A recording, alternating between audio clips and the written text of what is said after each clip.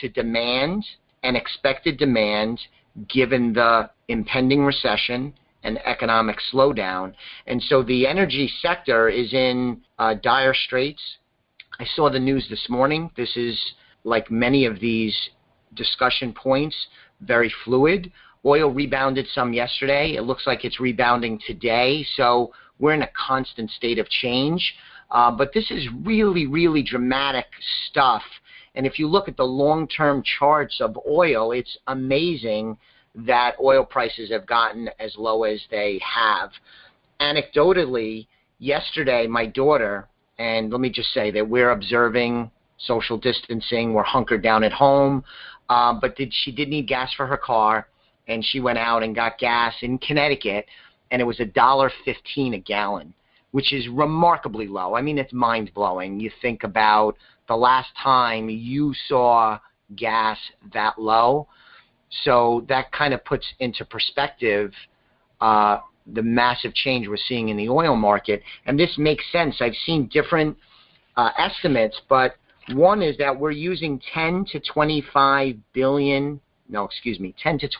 million less barrels of oil per day in the U.S., and gas is down over 25%. I mentioned unemployment earlier on in the presentation, and this has been a key thing for me for a while because the U.S. economy was strong, and it was bolstered by a terrific employment picture in the U.S., where the U.S. was a powerhouse in creating jobs month after month, quarter after quarter, year after year. And that link between the good economy and the unemployment gave me tremendous confidence, and it's why I was confident going into 2020 after a strong 2019. But that linkage has completely broken down because U.S. unemployment rates now are very worrisome.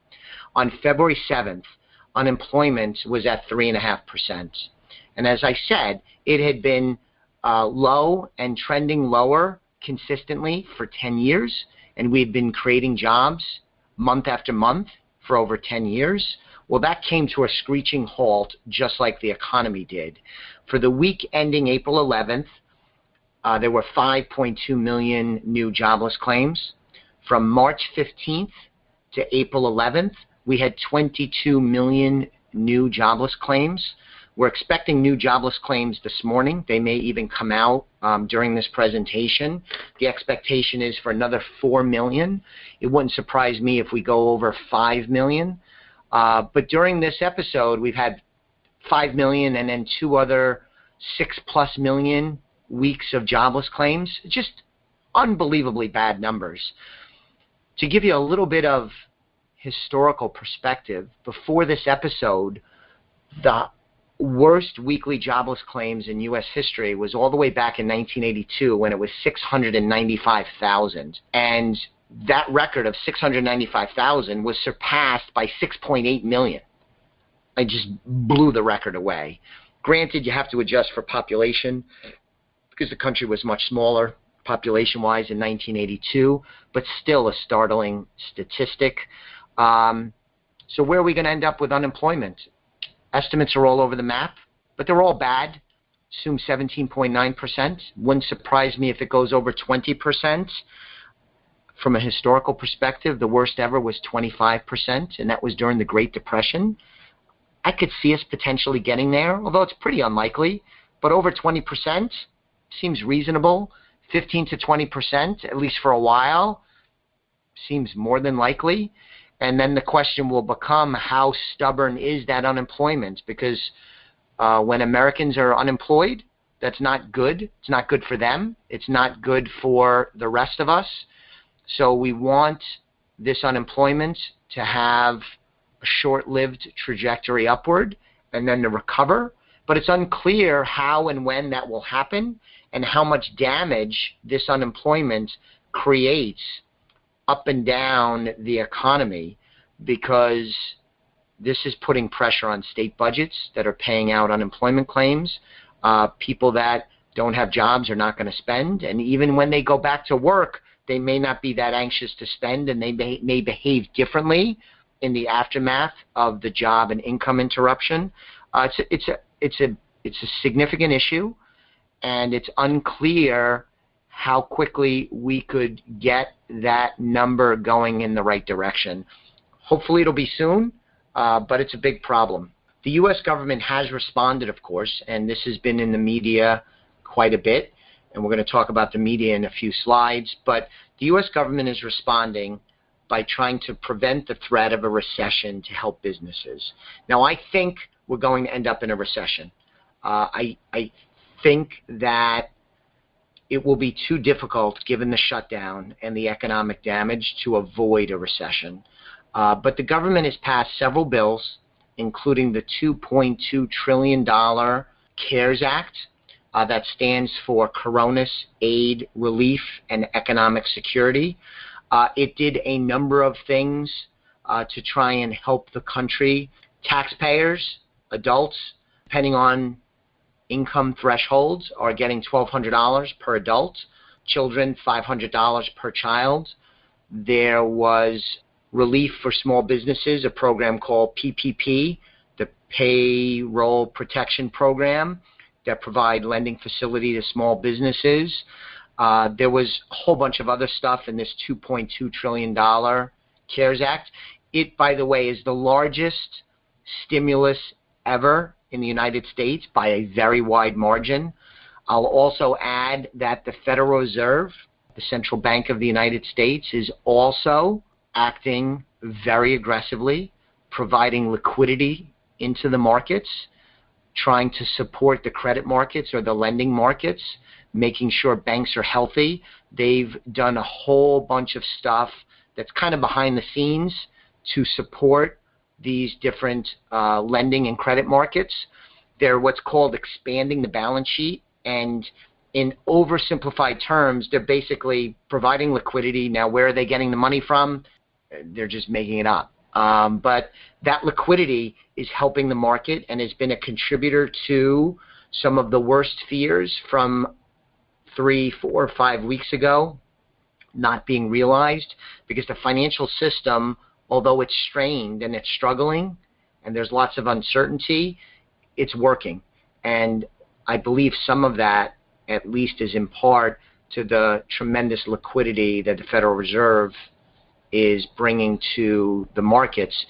Now, all of this liquidity, it's worth noting, will have consequences down the line. I mean, the amount of liquidity that the Federal Reserve is pumping into the system dwarfs what liquidity was put into the system back in 2008. I mean, by a factor of, I don't know what it is, 3, 5, 10, but it dwarfs what the Federal Reserve had done before with liquidity. And putting that much liquidity in the system might be what the situation calls for today, but it will need to be dealt with some point down the line. Otherwise, we may be confronted with a whole different set of problems that the country and the economy needs to contend with. But that's for another day. In addition to the CARES Act, there's been some follow-on legislation, including this week, where, for example, they passed a law to put even more money in that PPP program because it had run out of money. I wanted to point out that our clients, my personal portfolio, has gotten beaten up some. It's been a tough period. But I wanted to point out, for context, Warren Buffett, who is considered one of the greatest, if not the greatest investor of all time, and he's a household name. An analysis was done of his top stock holdings, and he was down 37% from the February highs as of a few weeks ago. Now, that's dated a little bit, but he's gotten beaten up. And it is just evidence that all of us are struggling in terms of the investments getting beaten up, and then some others are also dealing with declining incomes, job loss, concerns about their health, especially if they're in the health industry. They're going into hospitals and healthcare facilities at a greater risk than the general population. But it is a difficult time. One final note about this slide is one of my favorite quotes, and Warren Buffett is very quotable, is the stock market is a device for transferring money from the impatient to the patient. And this is one of those adages where it's always true. But I think it's particularly important today when you have so much uncertainty, so much change, and so much stress about the situation given the healthcare overlay and the pandemic and the shutdown, stuff that we just have never seen and couldn't even comprehend as a possibility just a few short weeks and months ago. So what I want to share with you now is some ideas and strategies. To begin with, though, we think that being prepared and not scared is a worthwhile approach. That's how we're going to approach the rest of 2020 in our dealings with our clients, as well as new clients we're likely to bring into the fold this year. Times are scary, and I think some of the fright has subsided a little bit, as it seems like we have a better handle on the coronavirus than we did a few weeks ago, but we're not out of the woods yet. There's still a lot to play out. But in terms of wealth planning, financial planning, investment planning, all of the things that we work very hard to do for our clients, we're going to be prepared and not scared. How we should move forward this year is a key question. Not just this year, but even in subsequent years, because the aftermath of this is going to be in play for a very long time. One of our responsibilities is to look at all the situations and to guide our clients with ideas, and we need to do this even in a treacherous market and a treacherous economy like we're in now. So I just wanted to quickly review some of our thoughts. First off, we want to continue to focus on long-term results. Typically, the most successful investors think and act for the long term. And I want to add that I'm bullish over the long term. I'm optimistic about this country and its prospects for success in the future. The economy will recover. The markets will recover. Investor losses, especially if they have a well-designed strategy, will recover losses and get back to profits. It may take a little bit. It may not be next month. It may not be later this year. It may take a little bit. Who knows? But there will be recovery. U.S. businesses are smart, well-led, comprised of hard-working, diligent Americans. They will reimagine themselves. They'll work hard. We will recover. So I'm bullish in the long term. And so that is a good focus.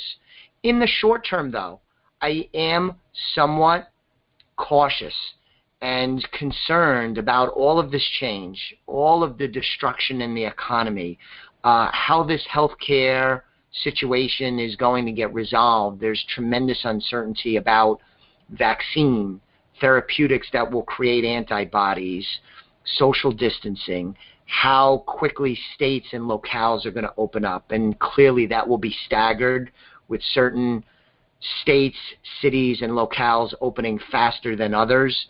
But there's so much uncertainty. So even though I'm going to focus on the long term, and I'm going to encourage clients to focus on the long term, we do need to be aware of the short-term risks and uncertainties as we plan, because I believe that this episode is going to last a while. And as great as America is and American people are, we can be impatient. Sometimes it's sort of like, all right, we have a problem, let's sit down, solve the problem, and then let's go to lunch and celebrate.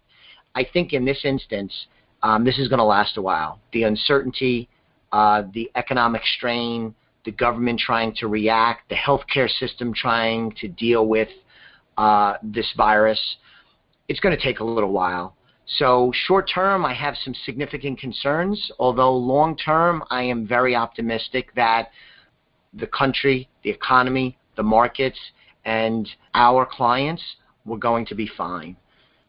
One approach to unemotional investing, especially in a volatile market, and this is true generally, but it's especially true in a very volatile market like we have now with tremendous amounts of uncertainty, which we certainly do. Dollar cost averaging is a systematic method of buying into the market at a set amount or a set percentage at set periods of time to take advantage of market swings. So it's simply incrementally buying into the market over a stretch of time. And so when the market is weak, you'll buy more with the money that you're putting to work. And when the market is strong, you'll put Um,